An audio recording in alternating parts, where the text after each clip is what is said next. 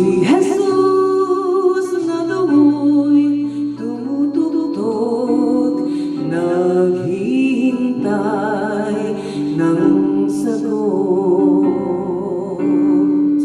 Sumagot ka na ba sa Kanya?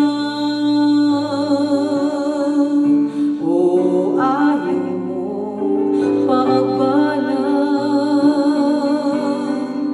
Ang buhay mo ay laging magugulo kung wala si Kristo sa puso mo.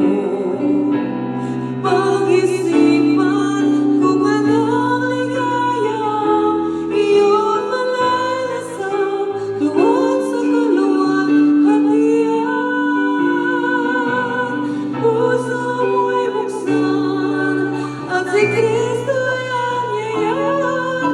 Kaligtas ay tunay na makakamtan.